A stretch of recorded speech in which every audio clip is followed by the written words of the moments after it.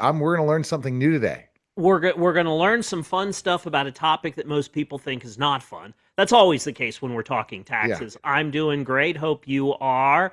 And I have Chris Nissen with me from Trawick Financial Services. Today, we're going to talk about why rich people buy life insurance when they don't need it. There's got to be a reason, right? So, Chris, what is your title at Trawick? I just think of you as the numbers guy, the guy that they keep locked in the basement and occasionally throw some meat and bread down the stairs, but don't let you out in public. That's pretty spot on. Yeah. My official title is I'm the sales director of Trawick. Really, I help them design strategies and proof them and tear it apart so we know exactly how it performs before we present it to a client. All right. So I want to start with a little bit of foundation, and then we're going to talk with Chris and we're going to dig into it. So, the title, Why People Buy Life Insurance When They Don't Need It. The easy answer is they're not buying insurance, they're buying a tax shelter. And let's talk about insurance because insurance is when you pay money to protect yourself against the unknown, a risk. If you drive a car, you buy insurance to protect yourself from the unknown risk that you're going to crash your car. If you own a house, you buy homeowners insurance to protect yourself from the unknown risk that the house is going to burn down. And those sorts of insurances are an expense because you pay your premium throughout the year. And at the end of the year, if your car hasn't crashed or your house hasn't burned down, you don't get the money back. You've wasted your money. Now, life insurance can be a little different. There is term insurance, which you buy for a specific term of time. It could be a year, it could be 5 years, it could be anywhere up to 30 years. And you're insuring against the unknown risk that you're going to die during that period. But permanent life insurance is different. It is permanent. And permanence eliminates one big risk because unless you guys know something that I don't know, we're all going to die, right? That is not an unknown risk. We know we're going to die. Chris, you've been doing insurance your whole career. Have you met anyone who never died? Well, you've met people who haven't died yet, I can't say that I have. but you haven't met anyone who's not going to die. So we all are. So that eliminates a big part of the risk. And when you're buying permanent insurance, the only risk is when you're going to die. That's actually pretty easy for an insurance company to handle. Because let's say there are 100 guys my age, 61 years old, and all 100 of us want permanent life insurance. Well, somebody's going to get hit by a bus tomorrow, and somebody's going to live to be 105, but we're going to have this bell curve, and the insurance company's going to have enough people that they're going to say, well, we know how long the average one is going to last, and we can price the product to last that long. So for permanent life insurance, you're paying a premium today that goes to cover the cost of the death benefit. And then you're putting more into the policy. That grows a cash value. And the purpose of the cash value is to grow large enough so that someday it can pay the premium all by itself. And here's where the magic comes in. Years ago, Washington, D.C. said, you know what, it'll be easier for people to endow these life insurance policies if they don't have to pay tax on the growth.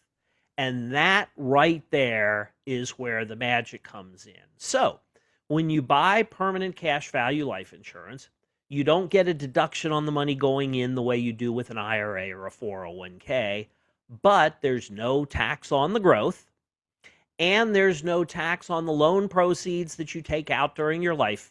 There's no tax on the death benefit. So it is like a Roth IRA. And there's your secret. It's really not much of a secret. Rich people buy life insurance because it's a place they can put money where it won't be taxed, and it's not limited. You know, you can put $8,000 a year in a Roth IRA. You can put $24,500 in a Roth 401k. You may be able to do a mega backdoor Roth IRA up into the 70,000s per year, but there is no limit to what you can put into permanent life insurance. So, Chris, I see you nodding along. Is there anything I've missed that we should add in to that very quick description of what permanent life is and how it works? I think that's a really good summary of it. The only things I would add is that, which we're probably going to get into, you can really tweak the life insurance to do a little bit more than just pay for a death benefit, right? Which I'm sure we're going to get into. Right. And So, that's why you're on this podcast. yeah. So you're paying a premium for insurance, and that buys you a wrapper. And the wrapper lets you invest the cash value tax free. Now, some people look at that and they say, I don't need a death benefit. No, you don't need a death benefit. That's fine. You're not wasting money on a death benefit that you don't need. You're contributing into a policy, and since we know you're going to die, we know you're going to get that death benefit. So the premium that you buy to wrap your investment in this tax-free blanket is going to come back to you.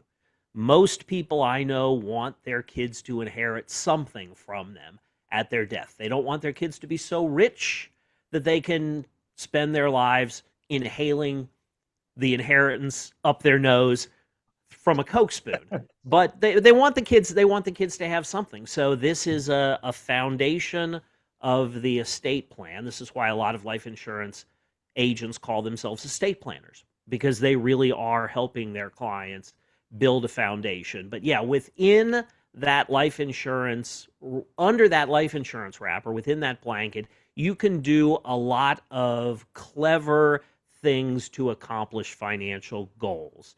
And Chris, you're here because I want to have a conversation about some of the fun things that you have done with life insurance. Yeah, absolutely. I'm pretty sure my mom dropped me on my head really hard when I was a kid because I love digging into IUL and life insurance in general. It's my day in and day out, and I live Yeah, and I don't breathe know what's wrong with you either, but you're a nice guy, and we appreciate your expertise. it. Yeah, there's all sorts of things. Right now, one of our biggest strategies is converting qualified money into life insurance to be more tax efficient and do all the other things that life insurance does. We Sure. So that's going to be a surprise for a lot of people already. Wait a minute. Wait a minute. You're taking my 401k and you're converting it into life insurance. Why the heck would you take my retirement income and turn it into life insurance? Yeah.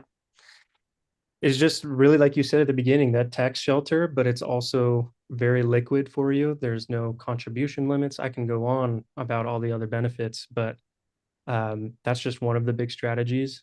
The Well, no. Let's go on. Let's do that. Let's go on about Okay. those benefits, because I have said often that life insurance is a Roth IRA that got bitten by a radioactive spider.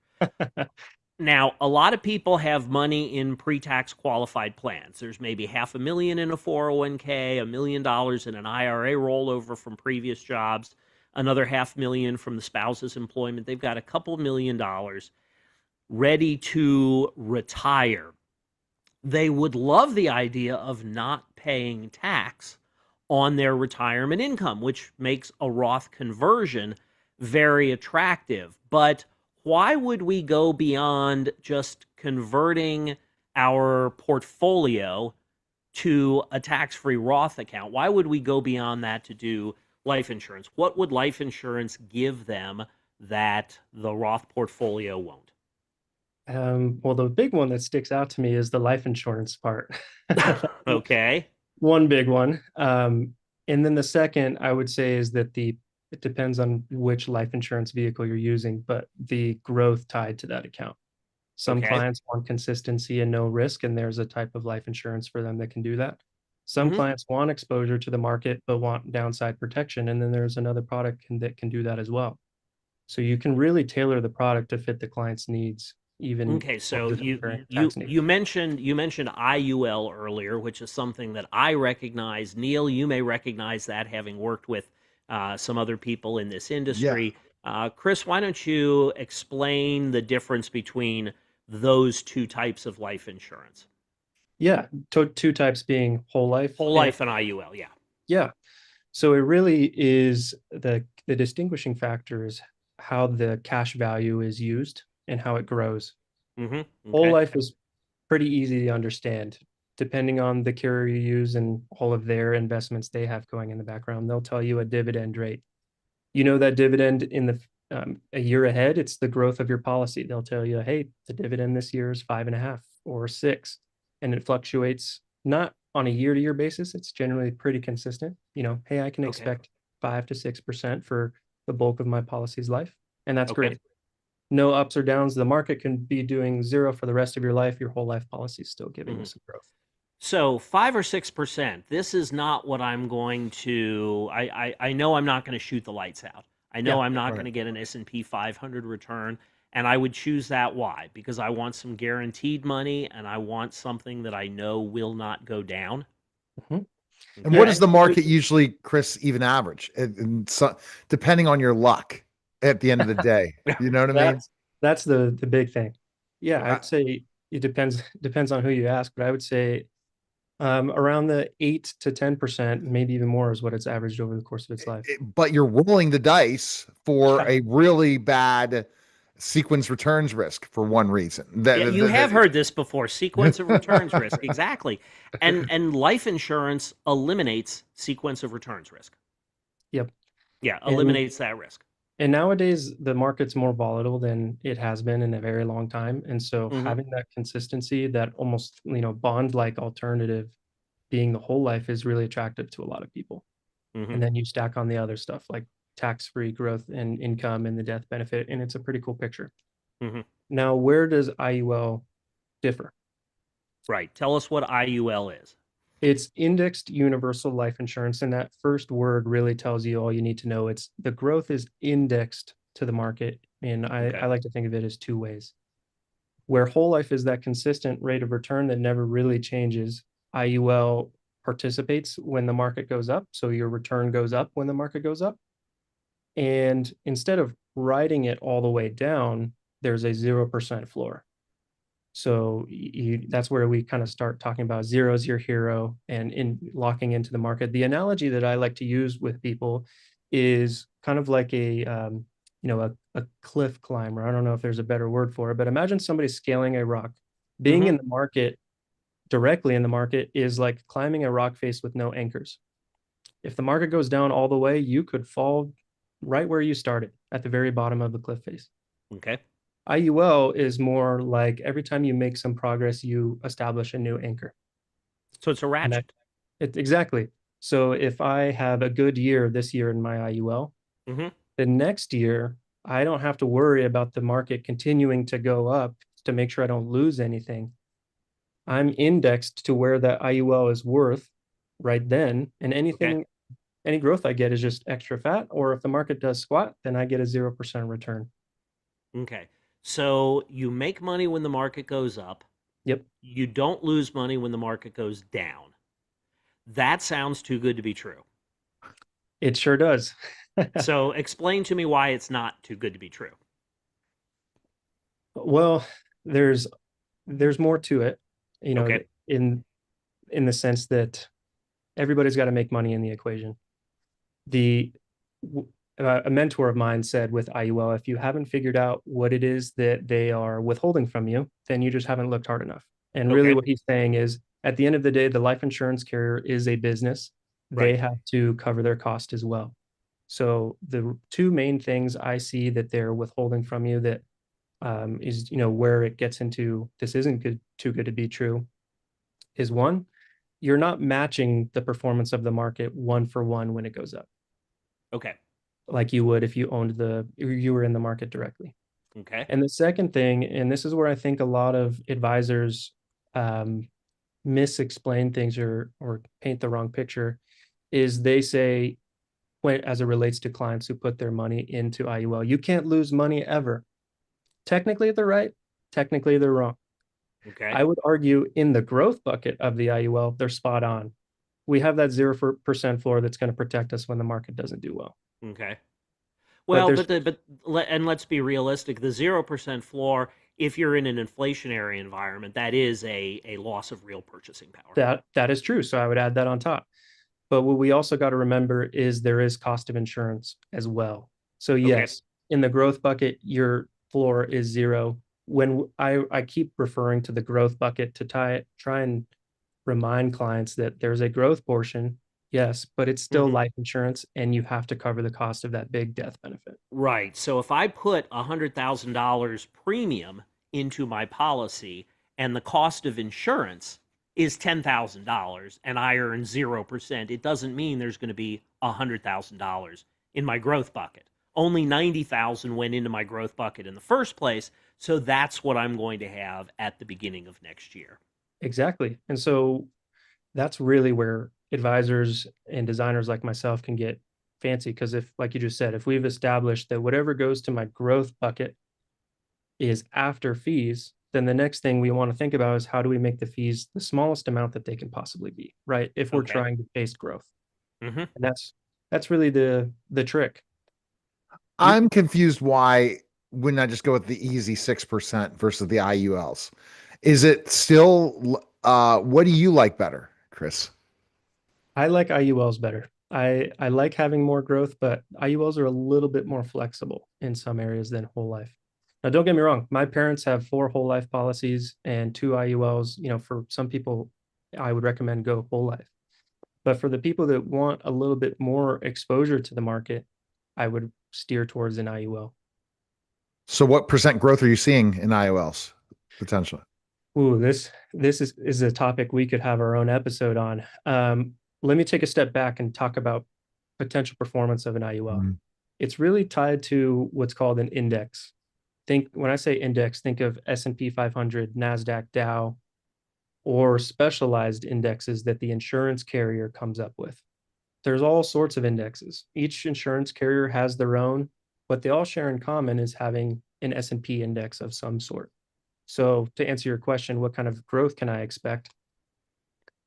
Part of it is tied to the market.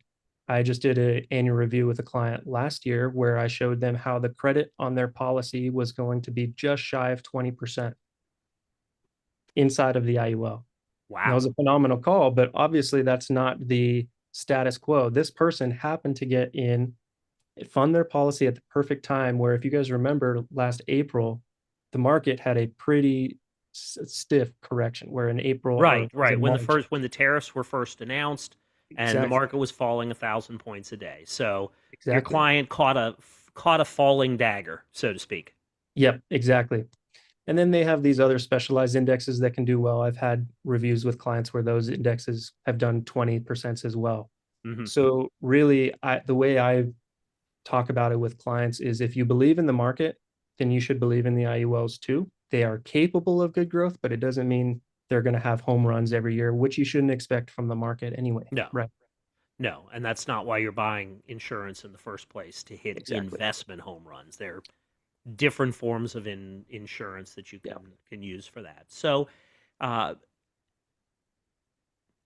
when I look at life insurance, obviously the death benefit is great. So the family I was telling you about that had $2 million that want to do the Roth conversion, you said they've got the death benefit. If they're already retired, the death benefit may not make that much difference for their retirement. But if they're in their 40s, what that means is if the breadwinner dies at age 45, the surviving spouse has their retirement paid for.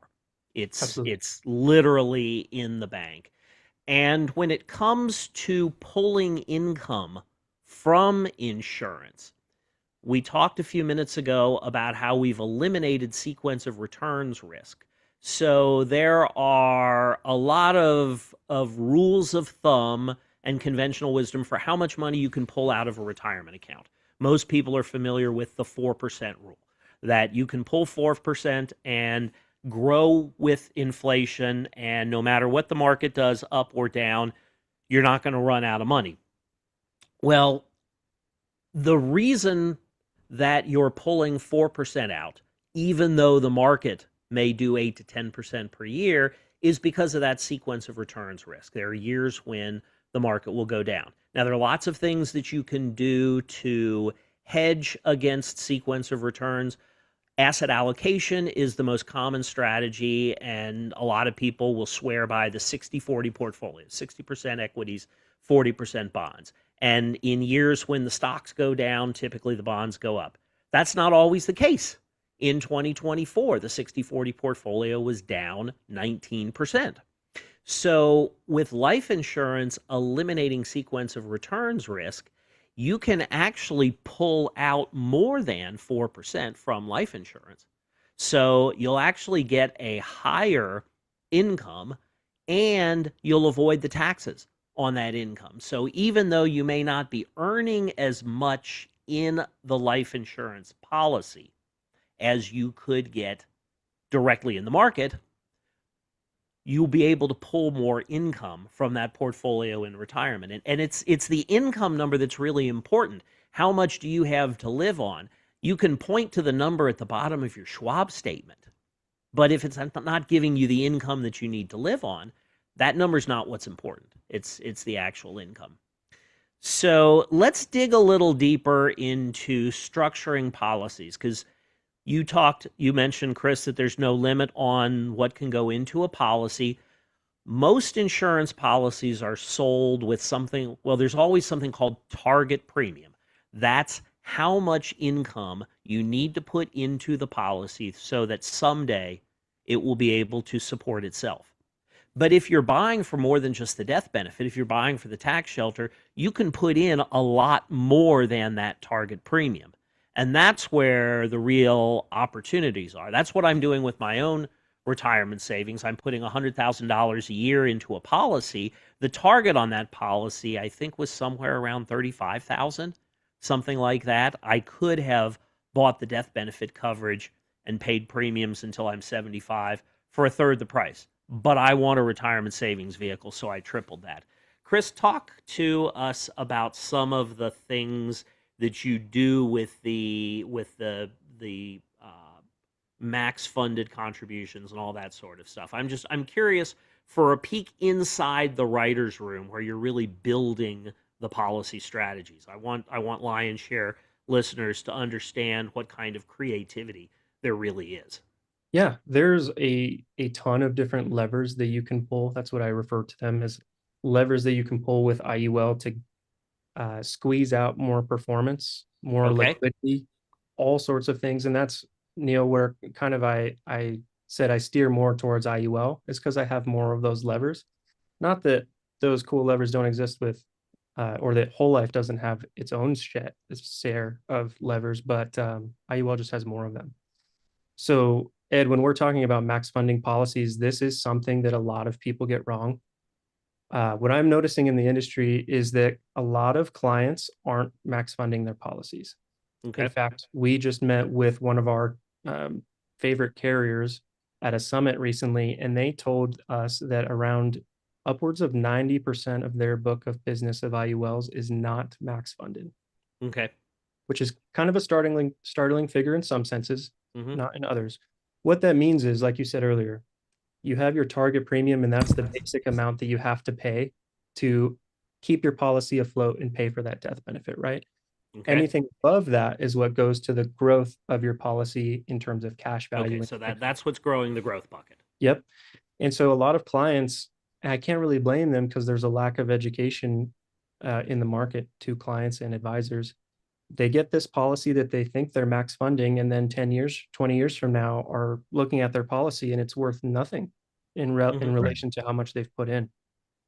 And so that's where we are really trying to coach and teach people. You have to put in as much as you can humanly do, so long as you're not, have a giant IUL and you're living on the corner of the road or in your truck. Right. You don't want to live in a trailer and eat beans out of a can, right? If you don't have to. The only cap, and technically there's no limit, but there is it's based on how much you make. The insurance carrier doesn't want you to put yourself into, a homeless living situation, but have this massive IUL. Mm-hmm. But the IRS also gets involved a little bit. Okay. We have to have a certain amount of death benefit relative to how much Ed is putting into his life insurance product. For example, if Ed wanted to take advantage of all of the benefits of IUL, the upward growth, downside protection, the the tax-free nature of it, that's great. People way back in the day realized that same thing and said, well, I'll just take $1 of life insurance.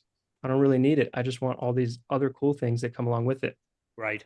The IRS got wise and said that is actually looks and smells more like a investment than life insurance. And so what Okay. they did is they came up with this thing called a modified endowment contract. That In sounds like something that lawyers make a lot of money arguing about. Oh yes, and in layman's terms, all it means is there is a minimum amount of death benefit that you need to have in your policy. Hmm. If you put too much into your policy, they treat it like an investment and now it's taxable. And Ed could get into way better speak on what's happening in the background, but that's really what's happening. Right. You don't want to create a modified endowment contract. You don't want to stuff too much money into a given amount of death benefit. So either, great, buy more insurance. Yep. Buy up to what the insurance company will sell you based on their very cold dystopian evaluation of what your life is worth. Neil, Oh, you didn't think about that this morning, did you? An insurance company can put a dollar amount on the value of your life. Well, and they can do it much faster now too, probably. oh, Right, yeah. exactly. Yeah. They just have to Exactly. just plug it in. Uh-huh. Speak, especially as I guess I got Ned to really get excited about AI. I Hmm. think I've done that. You have been a big part of that. And actually I was saving that question for the end No, and we'll talk no, about that's life okay. But I insurance. mean, that's the thing. You could find out so much what your value of your life is. We don't really want to know that because it could change in 2 years. Yes. One big thing, if you're an entrepreneur, that could change in seconds. One big thing can change, and the life insurance company can tell you when you're going to die. Frankly, I don't want to know No. when I'm going to die. And they're I going to don't have a way to do that soon. And we don't want that. know. It's Your death date. knowledge. There was some horror movie with a death date that literally Yeah. knew when you were going to die. And Yeah. that's why it was a horror movie, not a comedy, because that's not a laughing matter. No. And with all the technology now and the data that they're inevitably farming from our phones, I'm sure in the future they're going to tell us, "Hey, tomorrow's your day," and we know Hmm. for sure. Yeah, I just want to die in my sleep. I just don't want to know it's coming. That's all. That's more important even to me We're not than going to talk about longevity and especially the Generation X and younger, how much more they're going to live a lot longer than other generations. right. It's Yeah, coming. no, it really There's a is. pill they're developing now, by the way. Did you hear that? No, Yeah. I didn't. By the time they're testing it with real people, I'll be too old for the pill.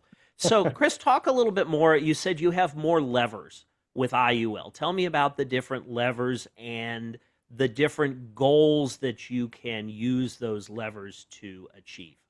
Yeah. Um, the levers are really, do you want your IUL to do something specific or special? For example, Okay. if a client, one way I love to build IULs, it's a little bit trickier. You got to be careful with what you're doing, but it's for being your own bank. Okay. Where if you want to pay for things, instead of going to a bank and getting a loan, you fund your life insurance and loan yourself the cash from your life insurance and pay Okay. yourself the interest or not. For clients like that, they want liquidity. They want to put their money in and be able to get it out when they want it and how much they want, right? Okay. So if with life insurance, really almost any kind, the first 7 years are the most expensive portion of a policy's life, maybe even 10. Okay. Well, I can add a rider that makes it extremely liquid. Client puts in $1, they can get 70, 80 cents back. That's huge for some clients. And unless I'm specifically told to put that on there, I'm not going to. Okay. Lots of clients don't realize that you can build IULs this way. And I can't blame them because we've been stuck with this framework that life insurance is like term and health insurance, car insurance. They don't think of it as something that can work for them and be almost like an investment, right? Hmm. So another one might be long-term care, which Okay. these type of policies do. We can build these policies to, if something happens to you, you're not dead, but you're chronically ill, terminally ill, critically ill. Hmm. We can add riders. Think of a rider like another chassis on top of the life insurance that does that specific thing. It can trigger this long-term care event where instead of having to pay the death benefit when you die, Hmm. it pays you a large chunk of cash now. Okay. So So if my brain turns to mush and I'm in a home yeah, and my you kids ignore my very explicit directions to pull the plug, yes, I at then least won't be bankrupting them. yes, exactly. And the list of things goes on that you can add to a policy, or even, change how the death benefit behaves. Is it going to be level the same amount every year, or is it going to increase as clients fund their policies, which is huge too. So why would that be important? Who would want a death benefit to go up? Who would want to keep the policy death benefit level? Is that just a personal preference, or are there specific financial goals that that choice serves? Both. I would say the appetite of the client. Hmm. Do they need that death benefit to grow, or do they just need, a specific amount that never changes? There's those clients that exist, but also on the design perspective, how your death benefit grows and fluctuates can Hmm. change your cost of insurance, which changes the growth portion of your policy. So those are all things I have to take into account. See, For example, I thought that from learning by listening, that is it riders for regular life insurance as well, adding like long-term care and some of the other things. You have to add that as a rider. So that's yep. good to. So a lot of times you guys are educated to talk to the client, telling them those options then. Hmm. Yeah. The death benefit behavior isn't a rider, and that's my bad for maybe Mhm. misconstruing it. It's more of a, oh man, if you were to look at the software that advisors use to build these things, there's so many inputs and there's a lot to have to familiarize yourself with. So that's where I come back to education. Advisors and clients, we all need education on how the Hmm. products we sell work. I Right. can't remember the Ed. You're probably familiar with it. It's the fallacy where you're starting off and you think you know everything, and then you Right. eventually realize you know nothing, and you come back to it. Right. It's four stages of knowledge. So you E- start out with unconscious incompetence. You don't know what you don't know. Then Exactly. you have conscious incompetence. You realize, wow, I'm an idiot. I have no idea what I'm doing. But at Yes. least you know that you're an idiot. Then you go to the next stage, which is conscious competence. I've learned this. I know this. I can do this. And then finally, at the top, there's unconscious competence, which is I could do this in my sleep. I don't even have to think about it anymore. Spot Right. on. And different advisors are at different levels and work with different clients and solve different problems. Exactly. Obviously, these riders all have costs. So the Yes. more riders that you load onto a policy, the slower your cash bucket is going to Mhm. grow. Yep. Spot on. For example, if I have that client that might want liquidity, Hmm. I can put that early cash value rider on that gives them that liquidity. But like what Ed just said, that adds a rider. So it's a give and it adds that cost. So it's a give and a take. You get that liquidity, but in the long run, you're going to have less income because you've just added fees to your policy that you didn't have before. Mm. Right. You've made a choice, and you've decided that today ed is more important than future ed. And Exactly. that's a perfectly legitimate choice depending on what someone's overall financial picture looks like. Yep. The way I describe it is IUL, and really, I guess life insurance in general, is kind of like a scalpel. In the right hands, it can do incredible things. In the wrong hands, it can be very bad. Ah, right. Every hospital has a surgeon they nickname Hodad, and that stands for Hands of Death and Destruction. Yeah, no, right, Neil, right? You want to make sure you don't have that guy. Yeah. You don't want the Hodad. And so it's intriguing because there's this perception, and it's largely true. Life insurance is a product that's sold, it's not bought. There are very few Exactly. people who go to a life insurance agent and say, I want coverage right now. And if somebody comes to me and says, I want coverage right now, I'm wondering what test results they've just gotten from their doctor that they're Yeah. hoping the insurance company isn't going to find out about. Yet life insurance can solve so many problems. It can be useful in so many situations. If somebody doesn't want to hear about it, that's going to come across as sales pressure, but it's a thing that can solve problems. For example, I had a meeting a couple of weeks ago with new prospective clients. They are retired, they're in their 70s, they have a pretty secure income. They have about $1.5 million in cash that they've been keeping out of the market, and they want to know what to do with it. And they want their children and grandchildren to be the beneficiaries. So my idea was not to take $1.5 million and buy life insurance on yourself. because they're in their 70s. It's going to be expensive. The cash bucket is going to grow a little slower. My suggestion was, let's talk about putting life insurance on your two children. Let's spend the money, buy life insurance. You will own the life insurance on your children. That means that if you need the cash value for any reason, you'll be able to access it. At your death, the children will inherit the policies from you, tax-free. They will be able to draw on the cash value for their own retirement. So you are pre-funding your kids' retirement. And then at your kids' death, your grandchildren will have their retirement funded. The grandchildren are in their teens right now.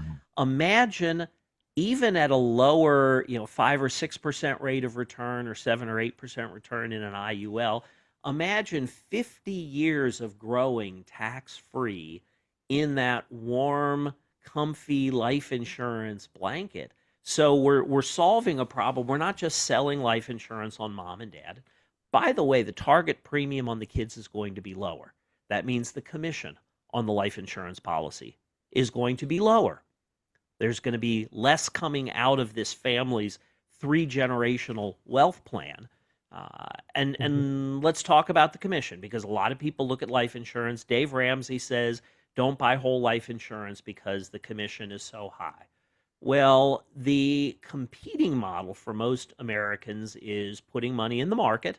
And if you've got a financial advisor, the financial advisor is usually going to take 1% per year, every year. That means he's going to take 1% on your initial investment. He's going to take another 1% the next year, including the initial investment. He's going to take 1% on year 3. By the time 10 years have gone by, he's taken 10% of that initial investment, plus a percentage of every dollar that has grown to, versus a one-time commission payment on the target premium. If you're max funding IUL, Dave Ramsey says, the commissions on life insurance are 80 to 100%. Well, 80 to 100% of target premium, but not max funded. So if you're max funding an IUL or a whole life policy, your commission is probably going to be around 30, 35%, 40% of the first year's premium. That's it. And then you're done. So a one-time life insurance commission is actually far less than an investment advisor is going to earn on 1% per year in perpetuity. That's why a lot of life insurance people decide that they want to get into the investment management business, because it's actually better for them than selling a commission. And not to mention, with the asset under management people, they're still taking that fee even when the market is down. Right. So you are always getting feed, whether they do their job or they weren't able to do it as much as they would like to, and your account's down. Right. Yeah. So and we'll see what ends up happening. That was a conversation 2 weeks ago, but I thought it was a pretty elegant situation. I actually met with those people. That solved so you're having the conversation with them already? Yes, I've met with them already, and the advisor, and we stumbled upon the same conclusion you and I had. Okay, good. Yeah. So it's an elegant solution to I've got this money to invest. I want to be really careful. I don't want to put it into the stock market. I don't want to buy real estate. I want it safe. So it's a place where it can go safe. Buying the insurance on the children lowers the cost of the insurance. That means more money is going into the cash bucket, and it does a better job of assuring that there will be something there for the grandchildren. And frankly, the grandchildren can do it again for their children and grandchildren. I like buying. So I'm 61. My kids are 29, 25, and 20. I'm not going to buy more life insurance on myself, but I am going to buy policies on the children at their ages, and I'm going to be able to pre-fund their retirement. So this is amazing to think about it. So you still have the ability to borrow from those funds. I'll buy insurance on my kids. I will be the owner, so that if I need it myself in who retirement, who gets the test for the life insurance, you or them? They do. Oh man. So that, I wish, Ed, you would have talked about that. So I'm going to be honest with you. I had a conversation about it, and I had a certain pre-existing condition that's fixing now, I wasn't able to get cash value life insurance. And I have 6 kids. I should have just put it on one of the kids. Right. Exactly. So it's a terrific solution to somebody who has a pre-existing condition or who has had cancer or something like that. If the need is for life insurance at your death, you can get a substitute insured. Maybe you have a brother or a sister who is closer in age to you, so that the kids would get that money earlier. But so with these policies on the kids, I'll be able to borrow against them. If I know I'm not going to need to borrow against them, my Mhm. kids can borrow against them. At my death, the kids will inherit the policies, but the death benefit will be there for their children or grandchildren. You can change the death benefit, the beneficiary, anytime you want. So the children, when I buy the policy for them initially, they'll be each other's beneficiaries. So it won't Wow. ever come back to me, and so they will be each other's beneficiaries. Once they get married and have kids, if that happens, they'll change the beneficiaries to be their own spouse and their own children. And this is a multi-generational legacy.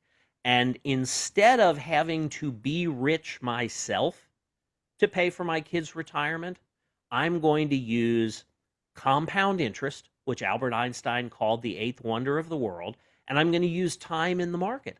That's Warren Buffett's secret. Warren Buffett's secret isn't just that he's a great investor, it's that he's 95 years old and he's Yeah. been compounding his fortune for 30 years past the point where most people are retired and not growing their fortune anymore. Yes, that just proves the fact of longevity, right? So it proves the fact of longevity. It proves the value of this sort of thing, and hopefully we've come up with an answer to the question that we posed at the beginning of this episode, which is, why do rich people buy life insurance when they don't need it? They do it to do stuff like this and solve problems like this. Well, I can't believe whoever was pitching this, and I won't tell you who was pitching this to me. And the one thing that was the issue was the test Hmm. involving high blood pressure. You got to get on blood pressure medication. You can't do this. I Right. would have rather just put it under one of my kids, Hmm. and then bam, I have the ownership of it, and then I can borrow. That's one of the biggest things I see, is the ability to borrow that money Yeah. versus that money being gone. Saying, okay, I can just borrow that cash. I can start laying it up, and Right. it's You not going can. to hurt me. Yeah, Mhm. you can do, and you can't do that in your 401k. Maybe your 401k lets you borrow up to $50,000 a year, but there's no limit to what you can borrow in life insurance. You can use your life insurance to secure a loan from a bank or another lender. Let's say you want to finance your business, or finance some kind of real estate investment. You need to make a down payment on real estate. You borrow the down payment against the life insurance. You can't do that with a 401k. So it is a wonderful, remarkably flexible tool. It is. Uh, we need to wrap this Yeah. episode up. Chris, I'm going to have you back because at some point I want to have a panel with someone who does life insurance, someone investments, and I want to talk about the effect that AI is having on all of the panels, so that viewers can see. And this is all your fault, Neil, because you're the one who really Well, no, sparked my what interest in I've AI. seen this week and some of the news in AI, it's unreal. And you were the first to jump on Claude Cowork. I am now. Oh my goodness. It's It's unreal. But it It's is guess what? unreal. But Claude just dropped something now that's like OpenClaw, FYI. So Okay, it's good it's stuff. funny you guys are talking about it because I just got into Claude last week. I'm in Cowork and Claude Code, and just Yes. it's incredible. I was up until 1 o'clock in the morning working on a PowerPoint presentation, but I was giving Claude directions. And yeah, Claude was making the changes in a way that I couldn't. And then I asked Claude, can you go online and research a topic for me in PowerPoint? And it said, absolutely. Unbelievable. but So, Claude did launch something that is in competition with OpenClaw. That's the latest news on AI. I guess Ed and I have to have another podcast. okay. But, Well, we'll that's the thing. Well, all right. Chris, where can we find info on you? Where can we go? You can go to trawickfinancialservices.com. That's our website for our company. And if you need to reach out, my email is chris@trawickfinancialservices. Be happy to talk. All right. And remember to like and subscribe to the Lion Share podcast, and make sure you write an Apple podcast review. If you write a nice review, we'll read it on there. I appreciate it, guys. Thanks. especially